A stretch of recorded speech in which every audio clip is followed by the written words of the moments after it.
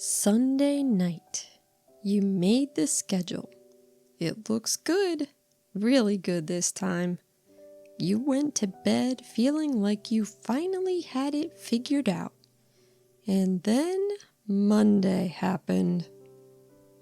If you've made a beautiful homeschool schedule and then watched it fall apart by Tuesday, you're not doing it wrong.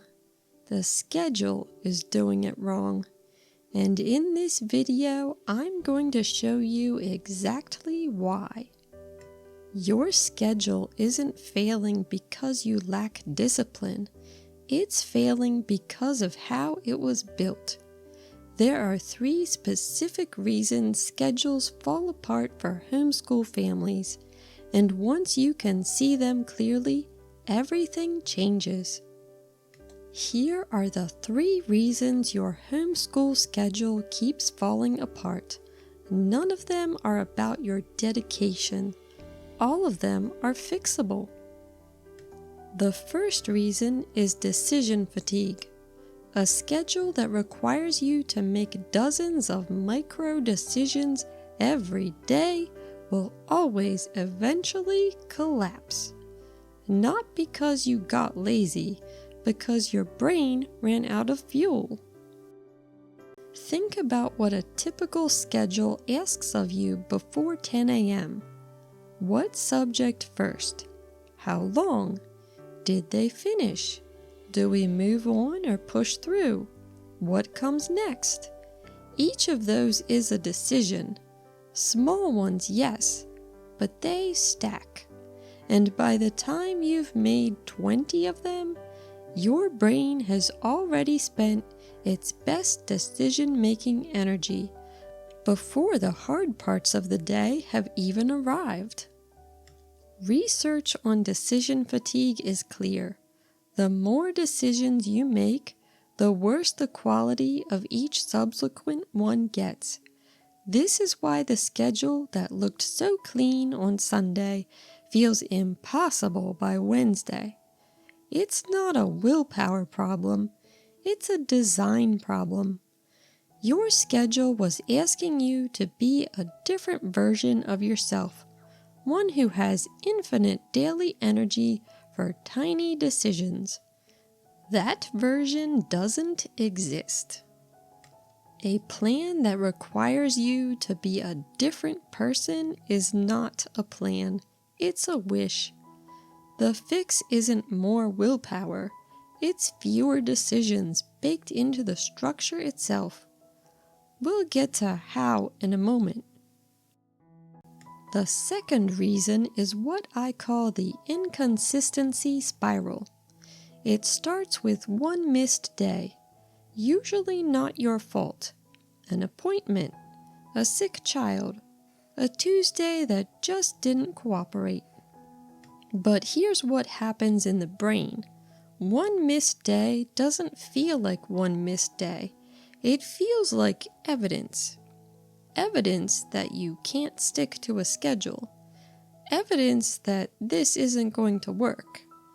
Evidence that you're not the kind of person who can do this. So when Wednesday comes, you don't start fresh. You start from behind. And starting from behind is exhausting before you've even begun. The inconsistency spiral isn't a character flaw. It's what happens when a system has no built-in recovery. Your schedule probably had no margin, no buffer, no plan for when Tuesday went sideways. So when it happened, and it always happens, there was no protocol, just the weight of falling behind, and the spiral started. Here's the reframe. You're not failing. Your plan had no margin. A schedule without margin will always break. The question is what happens next. The third reason is the deepest one. You started in the wrong place. Most homeschool schedules are built from the subject list outward. What subjects do we need to cover? How many minutes each? Okay, build the schedule. But that approach ignores something crucial. Your real life has fixed points, meals, nap times, appointments, the hour before noon when your child is sharpest, the 2 p.m. wall when nobody can focus. These aren't disruptions to your schedule. They are the schedule, the real one. When you build a plan that ignores these fixed points, the plan loses every time. Because your plan can't change your life. Your plan has to fit inside your life. Wrong starting point? What subjects do we need to cover? Build the schedule around them. Right starting point? What does our day actually look like? Build the schedule around that. The anchors come first. The subjects fit inside them. Here's the thing. You now know the 3 reasons your schedule has been failing, but knowing doesn't fix today. If today is already going sideways, the crossed out plan, the child who walked away, the morning that already cost too much, you need something for right now. Before we build the new system, I want to give you that. It's called the 10-Minute Rough Day Reset.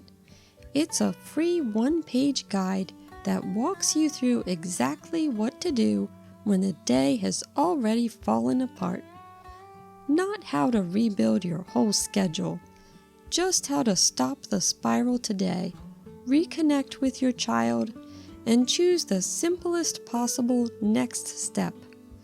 Grab it in the description or scan the QR code. It's free, and it works best when you have it before you need it. Now, let's build something that doesn't break. Here's what actually works. Instead of starting with your subject list, you start with your anchors.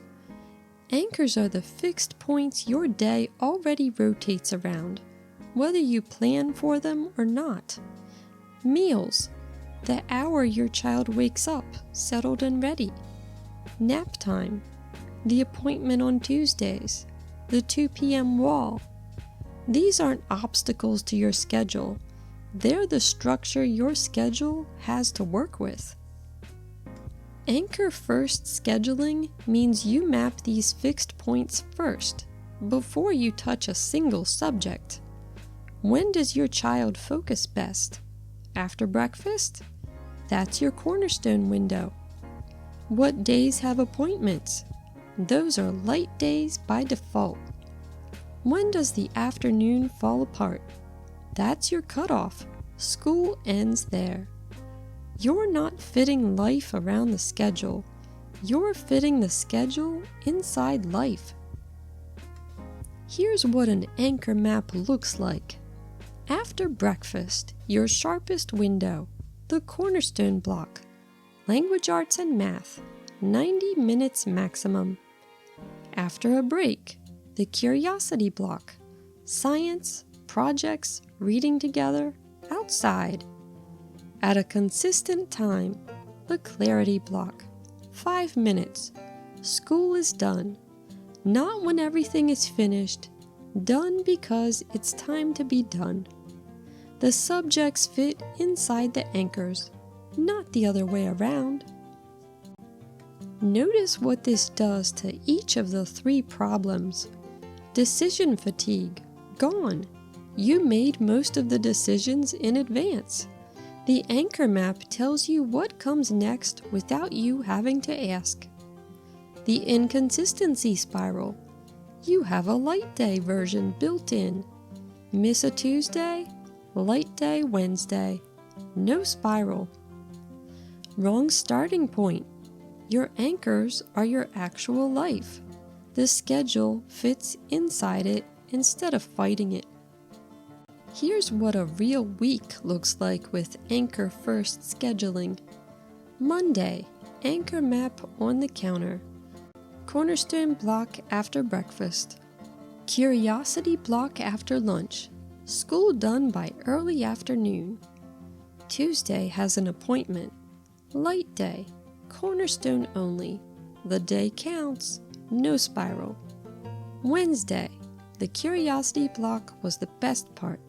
A science experiment. An hour outside. A chapter book. Thursday and Friday. The rhythm held. Nothing extraordinary. Just the day showing up in the shape you designed for it. The week didn't go perfectly, but it didn't collapse. You don't need a perfect schedule. You need an anchor map. 3 points your day already knows, and a simple rhythm that fits between them. That's the schedule that doesn't break. Stop building the schedule you wish you could keep. Build the one your life can actually hold. That's the schedule that works. Your schedule doesn't need to be beautiful. It needs to be true. True to your mornings. True to your child's best hours. True to Tuesday with the appointment, and the toddler, and the unexpected. An anchor map is a schedule that tells the truth about your life. And a schedule that tells the truth is one you can actually keep. And if you want a calm homeschool appointment in your schedule, I post every Wednesday at 9 a.m. Eastern and hang out in the comments for 30 minutes for a live chat.